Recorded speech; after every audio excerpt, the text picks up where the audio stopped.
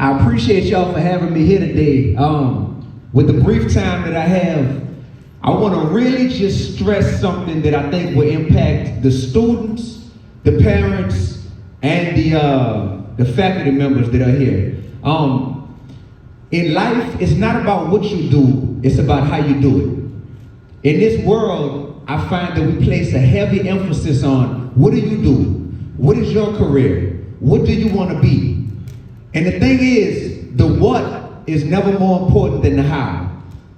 Me personally, I'm a rapper. When you say you're a rapper, that can mean a ton of things.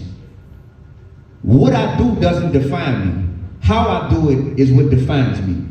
Coming up in New Orleans, Louisiana, coming out here, attending LSU for college, I realized that music was powerful. So when I chose to get into the hip hop industry, what I chose to do wasn't more important than how I was gonna do it. So for me, when I see all this potential in the students in the room, when I see all the potential in the parents in the room, it's about defining what determines your what. What determines what you do and what determines how you do it. And for me, it's all about understanding who I come from, who created me.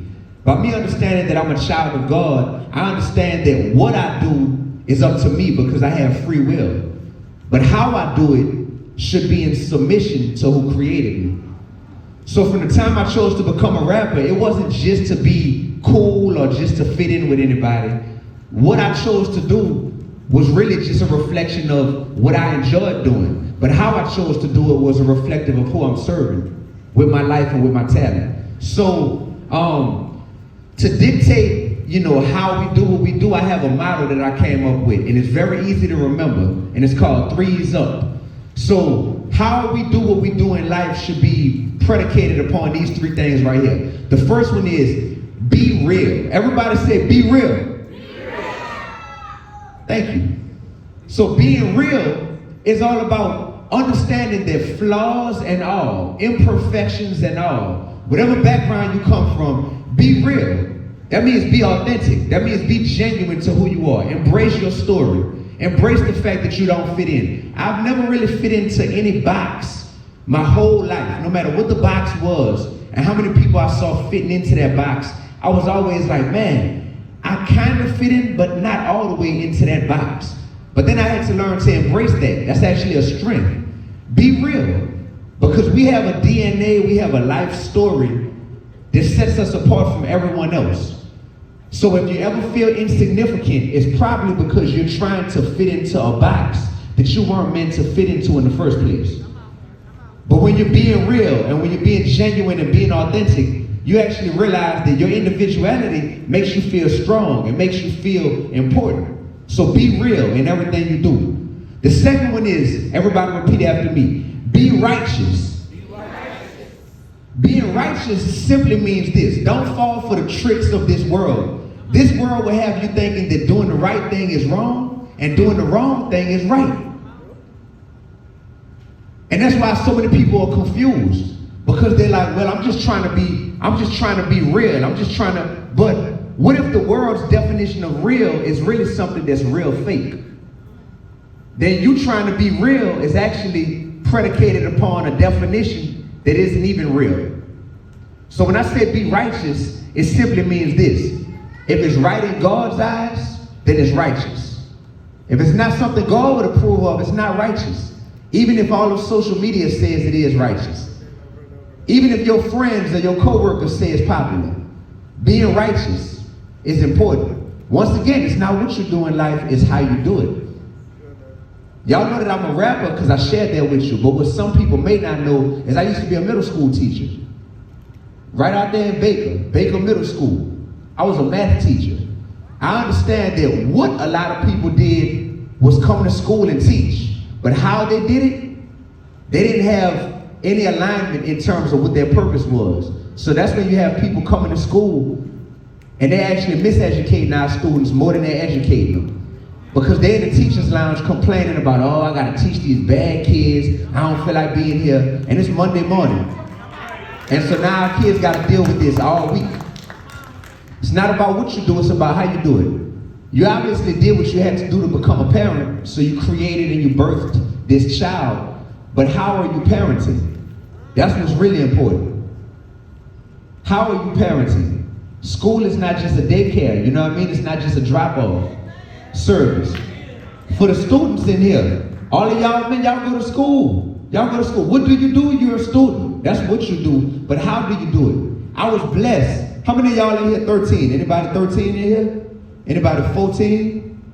No? I guess they left out. When I was 13, 14 years old, I did something that none of my friends in my hood in New Orleans got to do. I went to Ghana, West Africa.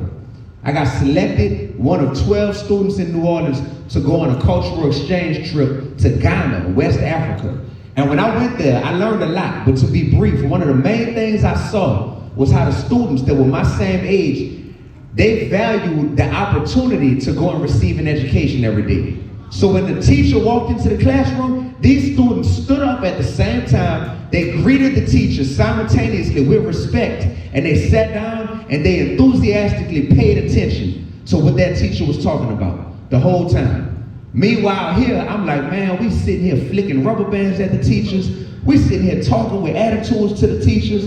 We sitting here, got all kind of distractions. We sitting here worried about what shoes we got, if we got the new shoes. When I went to Africa, they all had to have the same shoes, the same haircuts, no distractions, no watches, no iPhones, no earrings, nothing that's gonna be a distraction from the learning process. That changed my life and my perspective on learning. So what you do is, yeah, I'm a student, but how you do it is based on how do you value your teachers? How do you value the opportunity to get this knowledge, yo? And being righteous comes from knowing whose we are. We are not our own. We are creations of God. So if it's right in God's eyes, then it's probably right in terms of how we should be acting. So be real, be righteous, and the third one is, repeat after me, be relevant. Be relevant. In order to be relevant in this world, you have to understand why relevance matters. Relevance matters because we are in a spiritual war. We are in a war for possession of who's going to take over this world. Who's going to take over these streets of Baton Rouge? Who's going to take over the minds of your children? Who's going to take over your minds as an adult? It's literally a spiritual war. With that being said, the only way to be relevant is to understand why we have to be relevant. We have to be relevant because if you as a parent become irrelevant in the lives of your kids, if you as a teacher become irrelevant in the lives of these students, if you as a student become irrelevant in this world that you're living in with your peers, then that allows the enemy to take over. And when the enemy takes over and you're irrelevant, and the enemy is what's relevant, that's when this world goes to shambles. That's when we see the worst of the worst. That's when we turn on WBRZ and we see more murders, and we see more people getting locked up, and we see more corruption, and we see more scandals. So being relevant is simply about saying, wait, if I'm real and righteous, I gotta be relevant. Ain't no need in having a light and not shining it. And all of us got a light. So that's like when I was a teacher and my students who were making 96s and 98s on their tests, they were the most shy, don't want to talk about they making good grades people in the whole school. Meanwhile, I got students that's making 40s and 50s and they loud, they like, man, I don't even care about school, man. I just failed that test. They throw that on the ground. And they're almost proud of saying, yes, I'm not doing what's right. I'm not being real to myself, but I want to be relevant. I want to be loud and proud about this. We got to make it to where, no, man, be proud of shining your light. Be relevant, because it's so much darkness in this world that we live in that we need all of us collectively to shine our lights. And when you shine your lights in a real and righteous way and you know whose you are, it won't come across braggadocious. It'll come across as, no, I'm simply walking in my purpose.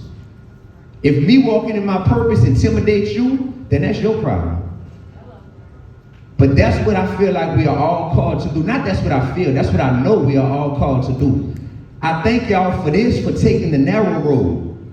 This world we live in, it's like this big, huge highway, but what y'all are choosing to do right now on a Saturday morning, you taking the narrow road. What Dee-1 is choosing to do as a hip-hop artist, for over a decade coming from this state and saying, I'm not cursing in my music, I'm glorifying God in my music. I'm really one of us, you heard me, from New Orleans to Baton Rouge. So I come from the same trenches and struggle that anybody else be like, but man, I come from this, but I come from it too.